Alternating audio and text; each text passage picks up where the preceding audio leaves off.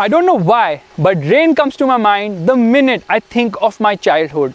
All those happy moments jumping into the roadside puddle. The paper boats and the toy cars, I could play with them for hours. Those were indeed very happy memories, but now times have changed and those toy cars have transformed into real-life SUVs. But the mud remains the same, which means that the game just got real. Hello folks and welcome to MotorBeam, and we are celebrating the Festival of Mud.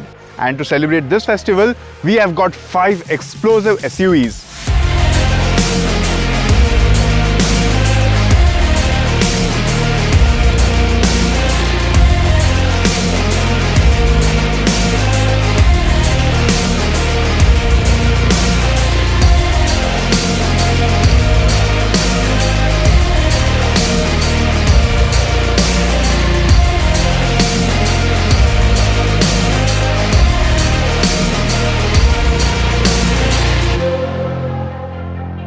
The first car for the MotorBeam Off-Road Day is nothing but the Tata Harrier, which is born of pedigree. This SUV comes with a 2-liter diesel engine, and even though it is not a proper 4x4, it comes with a lot of electronic features which help it perform in off-road scenarios. To give company to this 2-wheel drive SUV, we have a 2-wheel drive Mahindra Scorpio, which is a ladder frame SUV. This car doesn't have any major electronics, but it is a purely mechanical car. And although I honestly feel you really don't need a body-on-frame vehicle to go off-road, because this Renault Duster is a monocoque. It's proof that there are a lot of pseudo SUVs in the market, but not this one, because it comes with all-wheel drive. And the other monocoque SUV with all-wheel drive is this, the Land Rover Discovery Sport. It has good amount of power, torque, of course it's easy to drive, and comes with a host of electronic aids. It also gets the Land Rover DNA. Talking of electronics, even the Ford Endeavour gets a lot of electronics. It gets terrain management system, is a ladder frame SUV, and it has the highest power, torque, water weighting capacity and ground clearance, and I can keep going on and on. Now we have designed a series of tests and obstacles to check the capability of these cars, and now it's time to hit the dirt.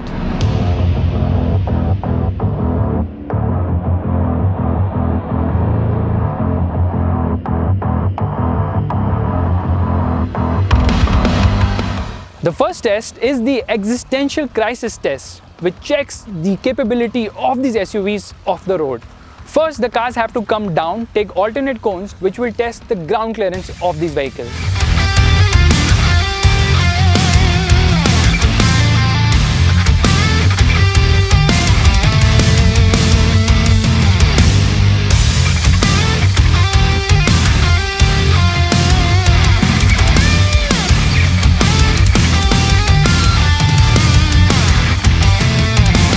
Second, these ruts will test the off-road maneuverability of these SUVs.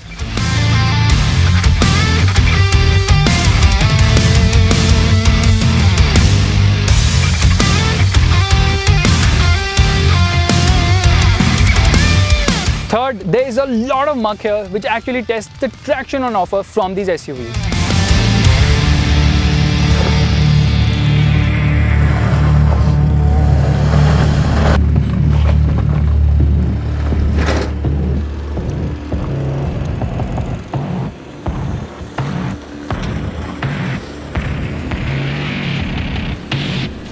Fourth, all the 5 cars have to come here, take a U-turn, which actually tests the overall visibility on offer.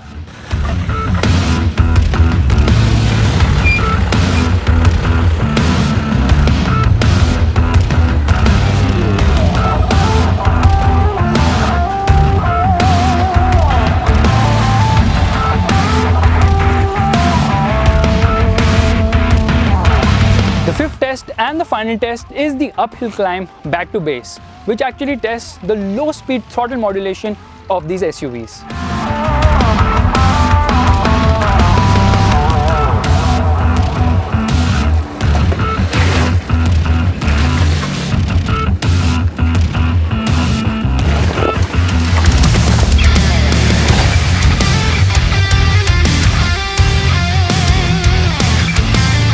Now this might look small and easy, but it's not.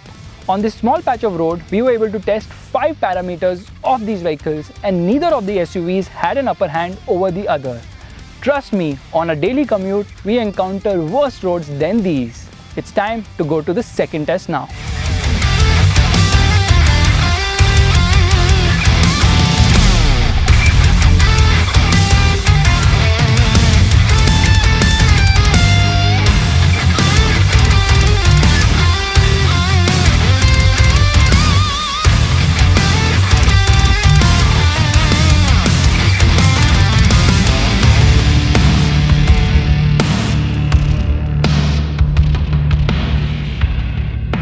The next challenge is the Sui Dhaga challenge.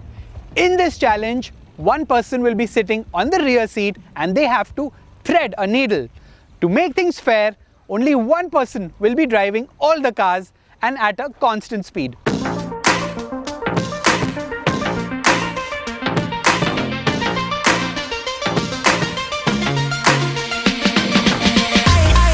So while Arushi does the threaded needle challenge, I'm enjoying the Ford Endeavour off-road because it's a mix of a body on frame car, because it looks very rugged from the outside and it actually is very rugged on the inside as well, or in the way it drives.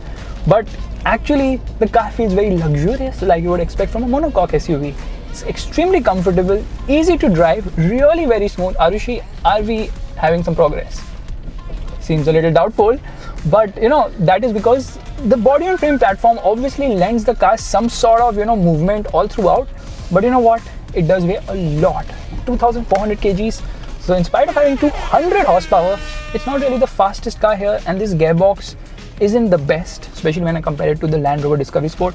But that's great. But out here, when you're off-roading, the gearbox is least of your troubles. It is actually these parking sensors, which unfortunately cannot be deactivated because the car doesn't have the my key. I don't know why. However, the smoothness, the way this car is able to annihilate most terrains is what's so surprising about the Endeavour. It's one of the best SUVs and it is way better than its rivals, without a doubt. Did we do 3 yet? Come on, Arushi, what is so slow? 3. Yes, I think 3. Oh, see, even with the Endeavour having such great ground clearance, we are still scraping, unfortunately. Alright, Arushi, get going. Now this is a Land Rover, which means that it is extremely capable off-road, and since this is a luxury car, you would expect it to be very luxurious, which it is. Oh god, that's pretty fast. So it's obviously very luxurious, but it's quite rugged. In fact, amongst all luxury cars, Land Rovers feel the most rugged, very capable off-road. Ride quality is extremely nice and smooth. This somehow feels better than the Ford Endeavour in terms of ride quality. Yes, ground clearance is actually an issue for this vehicle because the Endeavour performed better in terms of ground clearance. See, there it touched. I didn't even go anywhere, it touched. However, it feels very peppy, easy to drive, and this is a car you can do off-road donuts effortlessly with one hand. What I really like is this small feature, the headlight washer, which is a big boon when you go off-road because the car is completely covered with muck. That said, it's extremely comfortable, really very refined, smooth. The gearbox is lovely. I think it is the best gearbox here without a doubt. But piloting this vehicle, the view of what's around you is also great when you compare it to other monocoque cars. However, the Endeavour again fares slightly better because you sit at a higher position. So as I see it, I think this car is absolutely brilliant off-road, and thankfully we've also got high profile enough tires for a luxury car, and you see she is just killing it with the threaded needle.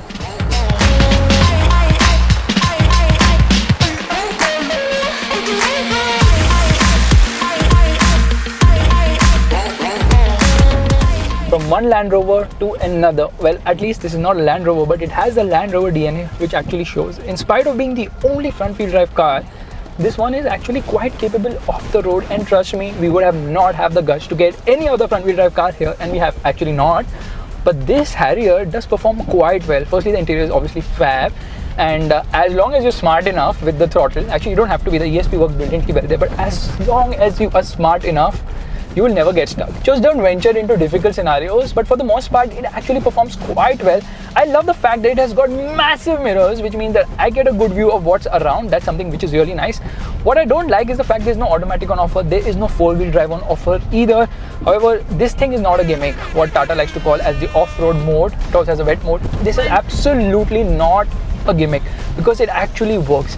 yeah, the ride off-road isn't that great somehow, and the ground clearance is also not the best. But I think in terms of ground clearance, it performs slightly better than the Discovery Sport. The steering is light, easy, and overall ride quality is also pretty good in this car. However, Arushi is actually struggling quite a bit, which means that she's been able to do only one threaded needle.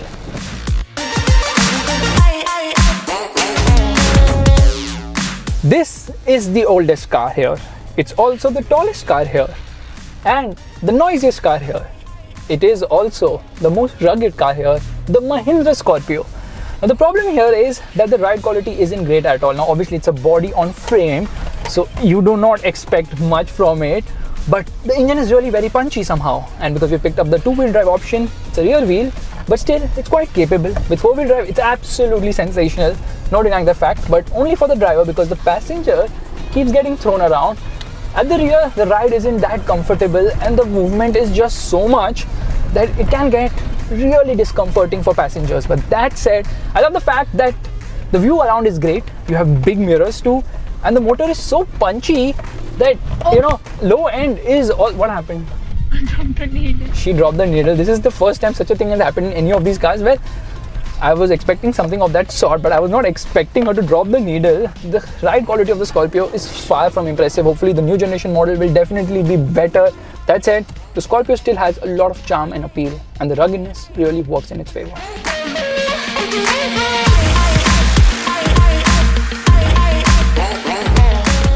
Big things can actually come in small packages, and the Renault Duster is proof of that, because this car, although the smallest with the least powerful engine, even the engine is the smallest here, is such a surprising package. I mean, the underpinnings are proven, ride and handling balance is great. This is a car which has the best handling of the rest because of the small dimensions, of course, and over feedback from the steering wheel. The engine is punchy. It's also the most fuel efficient car here, and yet it's capable off the road as well. The ride quality is brilliant, and as you can see, Arushi is completely nailing it.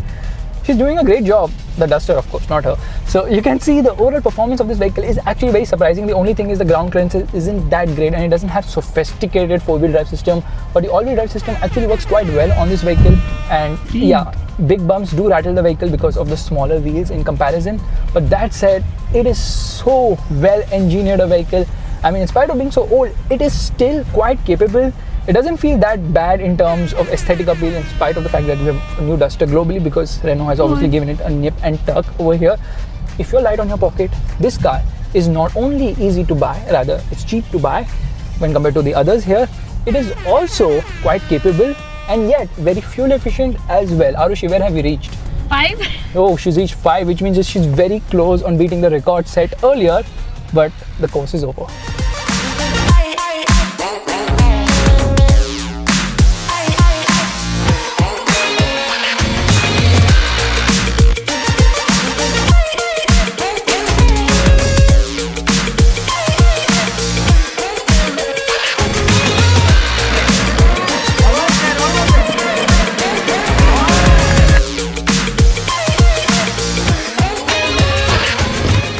Walking backwards is very difficult, right? Now imagine doing that with a car.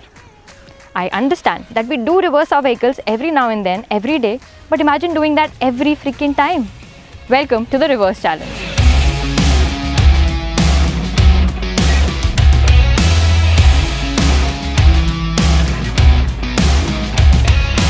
In this challenge, we drive our cars from point A to point B, but all in reverse.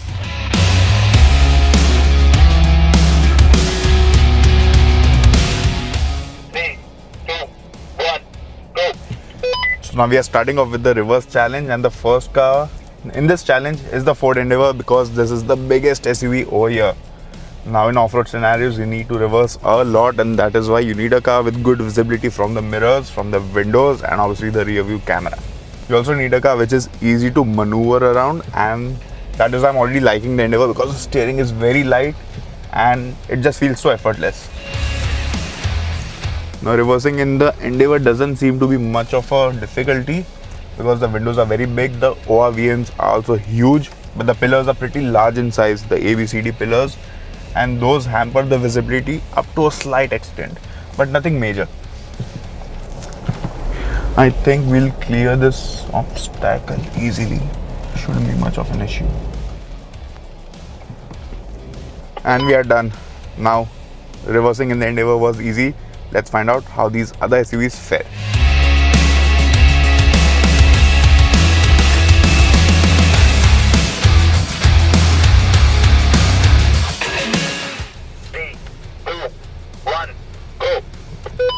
Now the second car for the reverse challenge is the Land Rover Discovery Sport. Again, this car offers pretty decent visibility, but the mirrors do feel a bit smaller than the ones on the Endeavour. Now the Discovery Sport also comes with a really good reverse view camera, but the issue over here is that this camera is really dirty because of all the off-roading. All the expensive cars from Land Rover and Range Rover come with washers for the reverse camera, but the Discovery Sport doesn't get one. And that is making things a bit difficult. But I think we'll do well. The steering also feels a bit heavier than the one on the Endeavour, but again, no major issues with the Discovery, and I think we have cleared this. Done. On to the next one.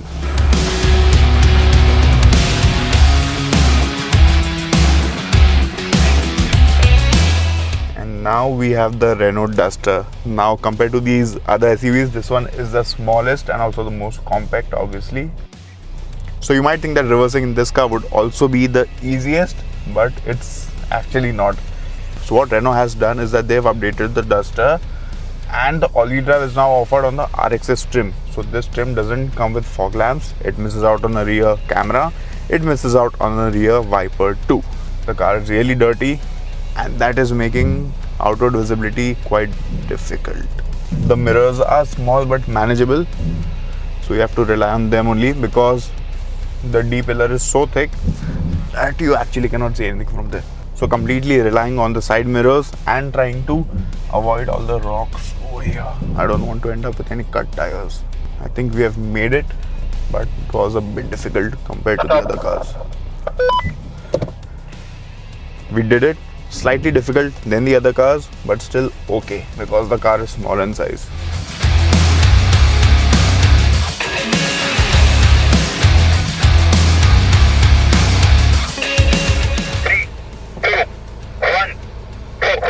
Time for the Mahindra Scorpio. Now this is a manual with a very heavy gear lever.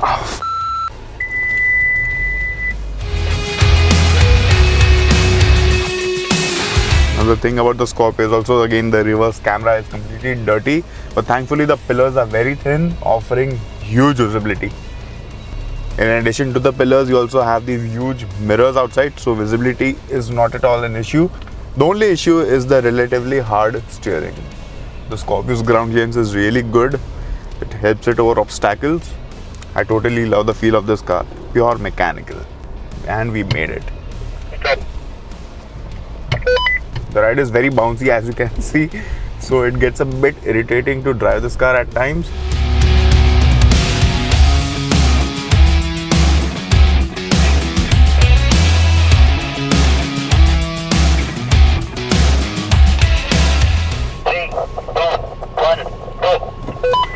So finally driving the Tata Harrier in the reverse challenge. Now the reverse camera of this car is really poor when it comes to quality. The resolution could have been way better. The outside mirrors of the Harrier offer pretty decent visibility, but the action of the clutch is a bit spongy, so that gets slightly annoying.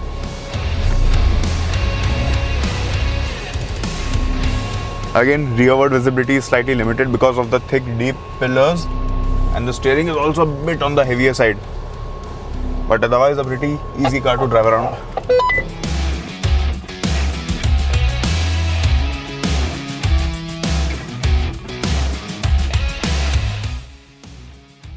So now that we drove all the cars in reverse, I think the Endeavour was actually the easiest car to maneuver around, because even though it is the biggest one over here, the steering is super light, offers excellent visibility, and overall the car is very good to drive.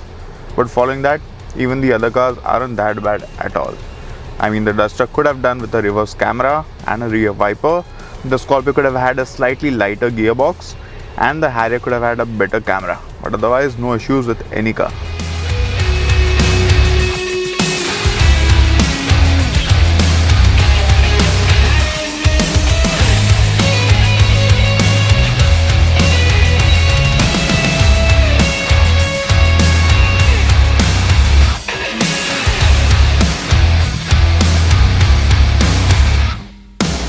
In the previous challenges, you guys saw the capabilities of these SUVs. But now we have got something bigger and better. The fourth and final challenge of the MotorBeam Off-Road Day, the Tug of War.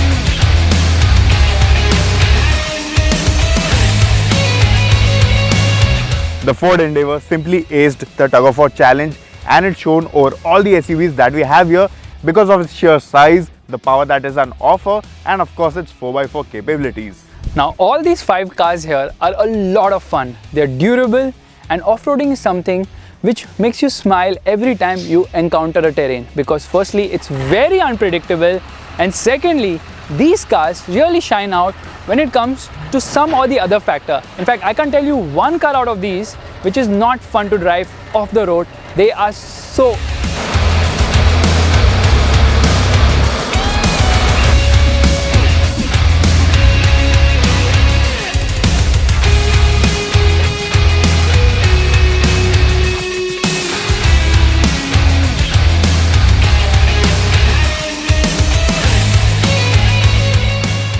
Surprise! not really. We were expecting you to come with some two-wheeler. Haha, you guys wait for the monsoon to celebrate the festival of mud.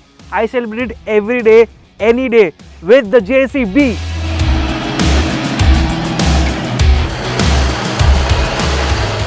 Well, this is the best. It's better than a motorcycle. It's better than all of your SUVs. It's better than everything in the world. I challenge you to a towing challenge. 5 of our cars versus the JCB, and we will still lose. So it's time to end this video. If you liked it, make sure to give it the thumbs up and also subscribe to the MotorBeam channel.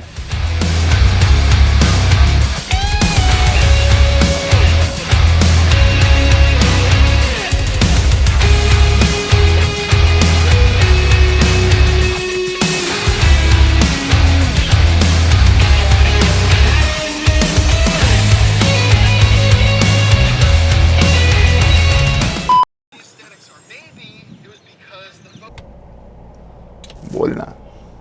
It is the Mahindra Scorpio, and as expected there is a lot of body. Okay, the body roll is so much, the camera have lost its motion only. This challenge, we park. Sorry. This. क्या? ये अपने मुंह पे मारेगा उससे चाड़